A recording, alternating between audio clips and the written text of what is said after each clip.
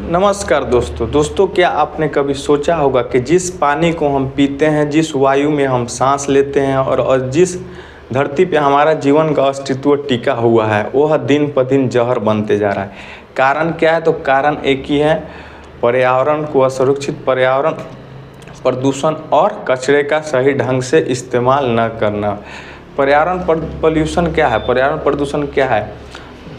मिट्टी, हवा, जल, इस सब में गलत तत्वों का पड़ जाना, मतलब हानिकारक तत्वों का मिल जाना, जैसे गाड़ियों का धुआं, कारखानों का धुआं, प्लास्टिक का अंधाधुंध उपयोग, अंधाधुंध वनों की कटाई, ये सब प्रमुख कारण है जिससे पर्यावरण हानिकारक होते जा रही है और पर्यावरण बदलाव हो रहा है और पर्यावरण धीरे धीरे नष्ट होते जा रहा है। दूसरा बात करते हैं कि अगर इसका असर क्या हो सकता है, पर्यावरण को इतना खराब होने का असर क्या हो सकता है। हमें विभिन्न प्रकार की बीमारियां हो सकती है, जैसे दमा हो सकता है, कैंसर हो सकता है, और नदियाँ दिन पर दिन जहरीली, नदी तालाब जहरीली होते जा रही है।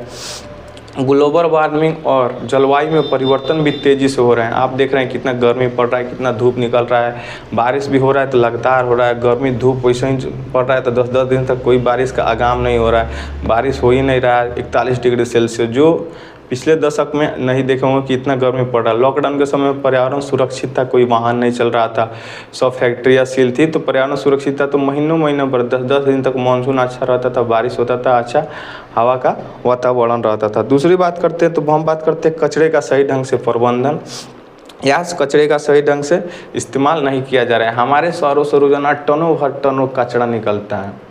हमारे जो शहर, आप अगर किस शहर में रहेंगे तो देखेंगे कि नगर परिषद द्वारा गाड़ी आता है, जिससे हर गली में एक गाड़ी रहता है, वार्ड परिषद नगर परिषद भेजवाता है, उससे टनों भर टनों कचरा निकलता है। लेकिन वो कचरा को सही जगह वो नहीं करते हैं। वो कचरा को, गीला कचरा को अलग नहीं करते हैं, सूखा कचरा को अलग नहीं, दोनों एक ही में पृथक रहता है।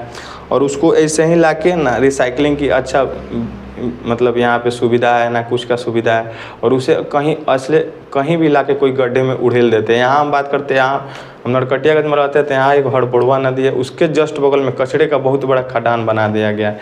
ना वहाँ पे रिसाइकलिंग की सुविधा है, ना सूखा कचरा अलग है, ना गीला कचरा अलग है।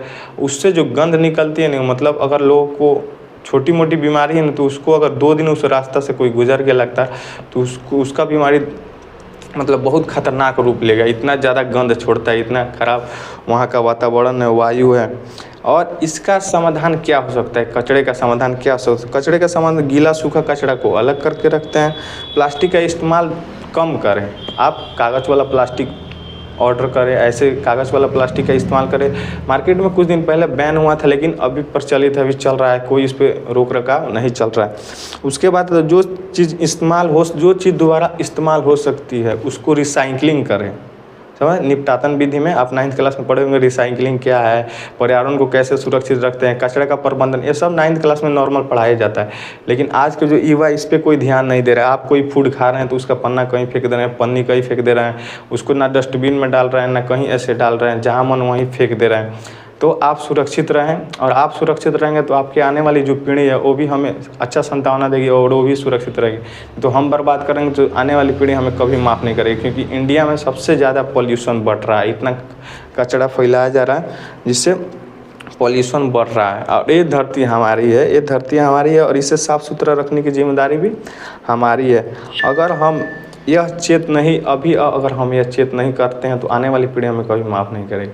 और बात यह है कि कचरा से आप देखे होंगे आपके आस पड़ोसी कहीं कचरा कोई फेंक देता है, या आजकल एक प्रचलन चला कि लोग के पास नहर है आस पास में, तो लोग उसी में उधेड़ देता है, फिर वो कचरा एक जगह जाके कहीं गोटा हो जाता है, फिर वहाँ पे सड़ता गलता है, उसमें विभिन्न प्रकार के कीड़े आते हैं और विभिन्न प्रकार की बीमारियाँ उससे उत्सर्जित होती है, मतलब उत्पन्न होती है। तो उससे बचिए और प्लास्टिक का कम उपयोग करें, वनों की कटाई का विरोध करें। चिपको आंदोलन आप सब लोगों ने पढ़ा है क्या? वो गलत, सुंदरलाल बूढ़ा द्वारा जो चिपको आंदोलन उत्तराखंड में किया गया था वो गलत नहीं है, उसका पालन अब होगा इंडिया में तो सही रहेगा। ना तो इंडिया धीरे धीरे बर्बाद हो रहा है, हमारा पर्यावरण बर्बाद हो रहा है। यहाँ पे हर मुद्दा को लोग चला रहे हैं, जैसे वोटिंग चोरी हो गया, या आप बांग्लादेश घुसपैठी हो गया, या कोई भी न्यूज़ हो गया, इंडिया पाकिस्तान न्यूज़ हो गया, IPL न्यूज़ हो गया या कोई मैच से रिलेटेड हो गया या कोई एक्ट्रेस क्या किया, कोई हीरोइन का ये फिल्म आ रहा है, कोई हीरो का वार फिल्म, इस पे लोग चल रहा है। लेकिन ये कोई नहीं देख रहा कि पर्यावरण भारी तौर पे प्रदूषित हो रहा है, इस पर कोई अपना निगाह नहीं गड़ा रहा है। तो आप इससे सुरक्षित रहें और आप अपने आने वाले भविष्य के लिए इससे सुरक्षित रहें और हर दिन हर दिन एक नया पौधा लगाएं। अगर 142 करोड़ हम लोग हैं, अगर महीना में भी एक पौधा रोपते हैं तो बहुत बड़ा यहाँ पे अमेज़न जंगल बन सकता है। लेकिन यहाँ के लोग ये नहीं सोचते, यहाँ के लोग सोचते हैं कि सिर्फ पौधे को काट के घर बनवा ले, उसे लोग डेवलपमेंट करेंगे। बड़ा बड़ा बगीचा काटा जा रहा है, उसके घर कॉम्प्लेक्स बनवाया जा रहा है, उससे डेवलपमेंट कहा जा रहा है। लेकिन यहाँ पे पर्यावरण को कोई सुरक्षित नहीं कर रहा है कोई। आज एक बात याद रखिएगा, आप पर्यावरण के साथ छेड़खानी कर रहे हैं तो पर्यावरण और प्रकृति आपके साथ ऐसी छेड़खानी करेगी, पूरा पृथ्वी तहस नहस कर देगी। और ये हर शतक में एक बार होता है, हर शतक में कोई महामारी आती है प्रकृति द्वारा, या कोई भूचाल आता है या कोई प्राकृतिक आपदा आता है, जिससे अभी बिहार का बात करें, आधा बिहार गंगा में डूब रहा है, तो कोई छेड़खानी हुआ होगा उसके साथ, इसीलिए हो रहा है या सही प्रबंधन नहीं किया गया हो। तो इससे बचे और आने वाली पीढ़ी के लिए कम से कम पर्यावरण को सुरक्षित रखें और कचरा को अच्छी से गड्ढा खून के रखें, उसको गीला कचरा को गड्ढा खून के रखें और खादर के तौर पे इस्तेमाल करें। तो इससे सुरक्षित रहे और अपने आने वाले पीढ़ी को भी सेव करें। आज की वीडियो में इतना ही, धन्यवाद।